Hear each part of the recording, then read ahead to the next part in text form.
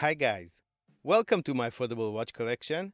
My name is Aviv, and I think skeletonized watches are really in right now. That's my only explanation as to why there are so many of them flooding the market right now. Today we are going to take a look at a budget-friendly option for a skeletonized watch, coming from a Chinese brand called King, the AM0350, which is clearly some kind of a Richard Mille homage watch. This watch was sent to the channel for free for review via the King official store on AliExpress. Keep that in mind as you watch this review, but do count on getting my own opinion of this watch. My goal is that by the end of this video, you will be able to make an informed decision as to whether or not you want to add one of these to your own affordable watch collection. The watch costs $71 and is available in two main color options. The box it comes in is the familiar King textured cardboard box they have been using for years now, which is pretty cool and basic at the same time. You get a branded microfiber cleaning cloth, a 1-year international warranty card, and a little hang tag. Here are the measurements. The width of the case, according to my measurements, is 41.5 millimeters. Its thickness is 13.3 millimeters. The distance between the lugs is 22 millimeters. Lug tip to lug tip is 49.5 millimeters. And the watch weighs 105 grams. According to King, it is water resistant to 30 meters, but I would honestly try to avoid getting it wet at all. The dial is hollowed out and mostly black. There's a white printed minute track along its edge. Large and polished Arabic numerals are applied at the 12 and 6 o'clock positions, and loom-filled arrowhead indices mark all other hours. King is printed in white at the 3 o'clock position, and automatic 25 joules are printed above the 6 o'clock Arabic.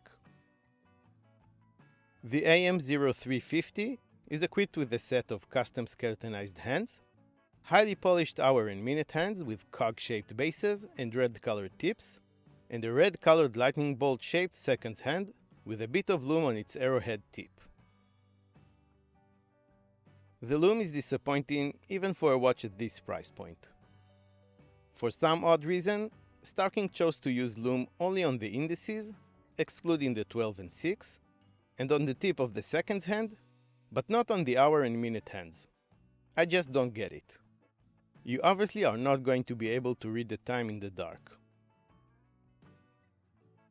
Covering the dial is a curved mineral crystal. It's cool to look at and does offer some scratch resistance, but it will potentially get scratched eventually.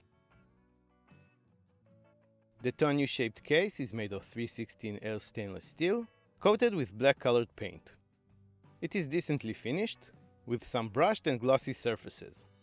The bezel itself is brushed and features 4 star-shaped screws that might or might not hold it in place. The brand's name is found on the left-hand side of the case, and the lugs do curve down nicely to meet your wrist. An oversized crown is found at the 3 o'clock position. King states a screw-down crown on the product page, but it is in fact a standard push-pull crown. It has a matching red gasket on its center for decoration, and King's logo embossed on top. Twist it up to hand-wind the movement, and pull it out to set the time. The movement doesn't hack, meaning the seconds hand keeps sweeping around while the crown is pulled out. The case back features yet another mineral crystal, through which you can see the movement. It has some of the watch's information etched on the stainless steel part that holds it in place using 4 screws. Powering this watch is a random Chinese movement. It is listed as an 1868 automatic movement, which I've never heard of before. It is somewhat decorated, which is nice. According to the print on the dial, it sports 25 joules, and we already saw that it hand winds and doesn't hack. According to my tests with the watch accuracy meter app, it beats at a high beat rate of 28,800 beats per hour, and this specific movement's accuracy averages at plus 9 seconds per day. The watch comes on a soft silicone strap. It's nothing fancy, but it gets the job done. with an easy-to-use, black-colored and branded butterfly deploy and clasp. The good news for me is that this strap can be swapped out for any regular 22mm strap, and you don't need any special strap to fit between the lugs. This means you can experience this watch on any strap you'd like. That's not always the case with this type of watches. On my 7-inch wrist, you know what? This watch has quite a few shortcomings, which is understandable for its price, but I think that how it looks on the wrist is its main selling point. It wears surprisingly well, and I think it actually looks pretty good. It's larger than the watches I'd normally go for, but something about it is very appealing to me. The silicone strap is comfortable and conforms to my wrist very well, and the way the lugs curve down really helps with that too. Legibility, well, just like on the majority of skeletonized watches, is so-so, and reading the time might take a second or two. So, this watch has quite a lot going against it.